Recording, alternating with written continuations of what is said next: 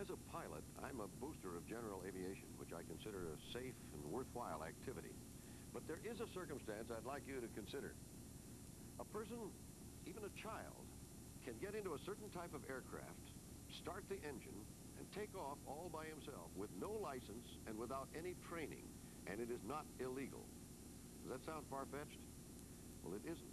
Not if the craft is an ultralight, the latest rage in sports flying. Here is Tom Jarrell with a disturbing report. Tom?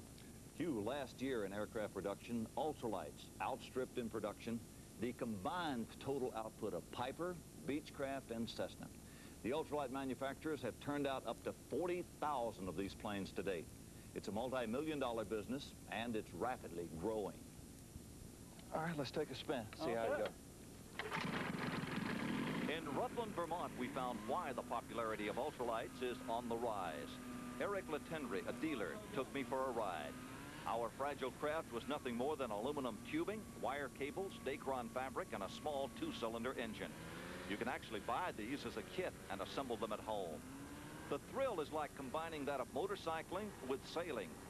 The flight above the Vermont countryside was beautiful, but somewhat scary. A wind gust almost upended us, because these planes are so sensitive to even the slightest breeze. But we landed like a feather, a brief, safe adventure, which is being promoted as a sport, not much more difficult or dangerous than surfboarding or skiing. The ultralight is provided a new means of recreation to the American public, not only the pilots, but the people that have always wanted to fly at a price that they can afford. You can buy a plane like this one for less than $6,000 from Bill Adaska, a super salesman even by Texas standards. His Rotec engineering firm has expanded in just 6 years to sales in 1983 of over $6 million. The advantage of an ultralight is that he can take his airplane home with him to store it in his garage, and it's a product that he can do his own service on. He doesn't have the hassle of having a pilot's license. And same with any ultralight. There's no expensive restrictions that he presently has with general aviation aircraft. In fact, there are no requirements that a person must meet before he flies. Not even pilot training is required. And no regulations is the way the enthusiasts seem to like it. This is really seat-of-the-pants flying. You get that sensation of floating. I almost felt as though I was suspended in air. A flock of sparrows went by me, and they passed me. That's how slow I was going. So it's total exhilaration. They're excited by flying in a medium that they've always wanted to be in. The regulations now allow them to fly without any training, and I think that's a very dangerous thing. Skip Adams is very concerned about what's widely viewed as problem number one with ultralights. No regulations for flight training. Today he's a paraplegic who broke his back on his first ultralight flight. Even though Skip is an experienced pilot and even a certified flight instructor, those thousands of hours in the air didn't prepare him for landing an ultralight on a windy day. I know exactly what happened. I was riding a gust of wind. That gust quit, and it put me down right in that V. I came in contact with the taller trees down there on one side, and then it was straight down from there. Skip admits pilot error caused his crash, but blames his broken back on another serious problem with ultralights, crash worthiness. He was flying a model of a pterodactyl where the pilot sits in a canvas sling just 12 inches above the ground. Skip only fell 30 feet. The plane hit on the landing gear, but the landing gear broke. My body came in contact with the ground in a sitting position, and I started to try to climb out and realized my legs weren't in a working condition. Everything was numb from the waist down. I went to California where Skip's plane, the Pterodactyl, is manufactured, and spoke to Jack McCornack, the president of Pterodactyl. Are pterodactyls crash-worthy? There are certainly some types of crashes that you cannot survive in a pterodactyl.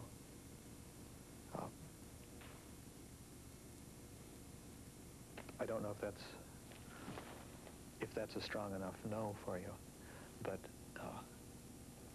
you can certainly crash a pterodactyl in a manner that the aircraft will not withstand and that the pilot will not survive.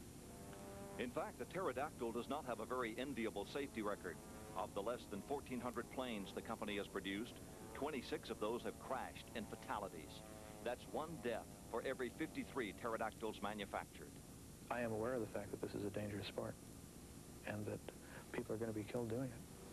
But not everyone is aware, because the ultralight manufacturers usually stress the thrill of flight over the potential hazards. Aerobatics is dangerous even to experienced pilots and strongly built conventional aircraft. But as Bill Ladaska shows us here outside of Dallas, he's not afraid to do them with his rally sport. Such trick flying is stressed in Rotec company ads. It is true, no other company except Rotec Engineering has a qualified aerobatic ultralight, and is selling it as such. You say that your aircraft is the only ultralight qualified to do aerobatics. Who qualifies it to do aerobatics? You do. Rotec Engineering qualified the Rally to do aerobatics. Now, Why couldn't any ultralight manufacturing do that? It's not set by any government standards or any outside independent inspection. Absolutely correct. And if another company chose to promote their product as an aerobatic ultralight, then they would do so. This freedom to promote ultralights, appealing to the glamour of flight, has introduced the planes to the general public. About a year and a half ago, Washington, D.C. television reporter Steve Douglas, host of a popular magazine show, went out to do a story on ultralights. You've flown before, so it'll come right. I hope it'll come back. Just gradually on with the throttle. Matter of fact, I hope I come back. After final instructions, he made preliminary practice maneuvers like taxiing. These maneuvers are designed to familiarize the pilot with the plane and the conditions of the day. He then took off. His takeoff was normal on this, his first ultralight flight, and he quickly rose into the air. After a few minutes, though, his engine appeared to be racing. And the ultralight began to rock. The voices you hear in the background are Douglas's camera crew. Soon the plane went into a steep dive. And then... Holy shit! Oh, my God! Douglas tumbled free from the craft and fell to his death. This video, provided us by the National Transportation Safety Board, was part of the first significant federal investigation into the use of ultralights. It's the Federal Aviation Administration to whom the safety of flight has been mandated. The FAA prescribes such minimum standards governing the design, materials, workmanship, construction, and performance of aircraft, as may be required in the interest of safety. In September 1983, the FAA brought out a regulation, number 103, regarding ultralights. It stated what an ultralight was and where and when it should be flown. But aviation law expert Wendell Turley doesn't believe the FAA is living up to its mandate of safety. He says Regulation 103 is inadequate. There are no federal standards on the design of them aerodynamically or for crashworthiness purposes. There are no federal standards on the manufacturing of them. There are no standards imposed or regulations that deal with the sale of them to licensed or unlicensed individuals.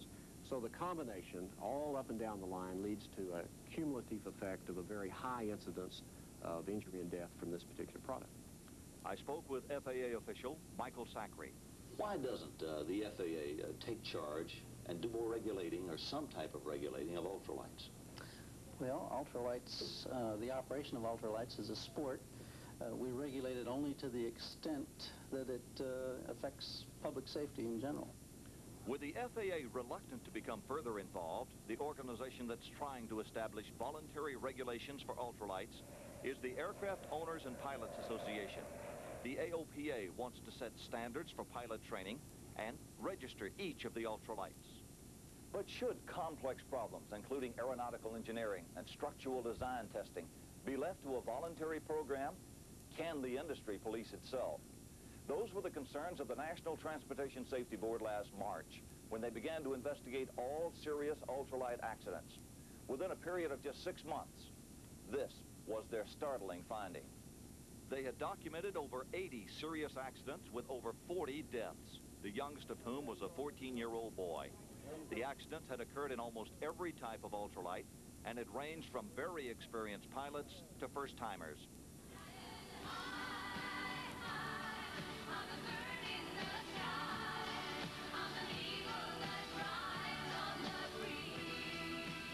This promotional tape was put together by Rick Van Riel and Jeff Castagna. brothers who were ultralight enthusiasts and dealers in the state of Washington. The ultralight they sold was the Sunburst. They staked their life on it. Both lost.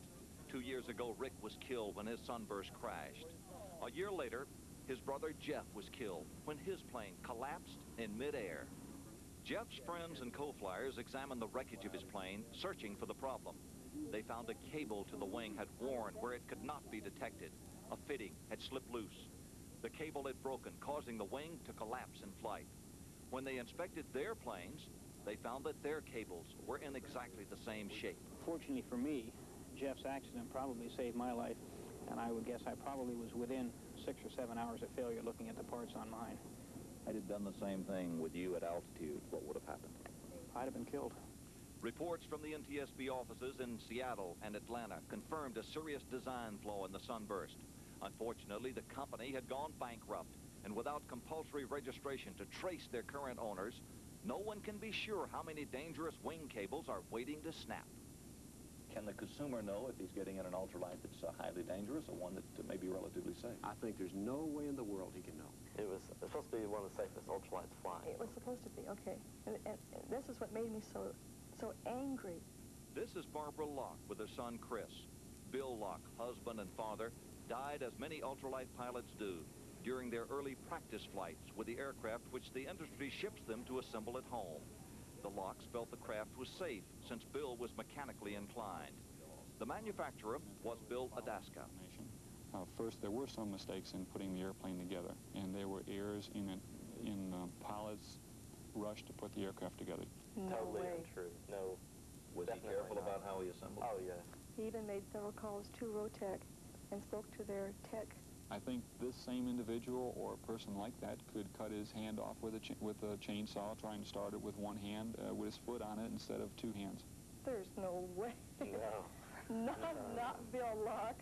He was a very careful man. It's not just the families and the victims who are sounding an alarm over ultralights. Just this past summer, the vice president of the largest ultralight company wrote an open letter to the industry. Lucky Campbell said, quote, "I detest the ethic which allows the unknowing consumer to be a test pilot." With this much pressure, this much concern, why no FAA regulation? Well, all regulation that we do on a cost versus benefit basis. And when we look at what level of regulation it would take to make a serious dent in the kind of numbers you're talking about, what we find is it would be both very expensive, but not only that, it would have an impact on the sport such that it would just about regulate it out of existence. You know, if it can happen to my dad, who was one of the safest persons, you know, that I've ever known, it could happen to anybody, you know, anybody off the street that could buy one of these kits, throw it together, go up in the air and kill themselves. That's a shame. You know, the FAA man said they didn't want to regulate ultralights because it's a sport. Well, conventional soaring with regular gliders is an FAA-regulated sport, and as we showed a while back on 2020, a very safe one. Of course, gliders were regulated, Hugh, before the anti-regulation fever hit Washington. That's probably the reason. Thank you, Tom. Well, next, I'll tell you about a man who is funny in everything he does. He's writer, producer, director, actor, dancer, singer, Mel Brooks. Right after this.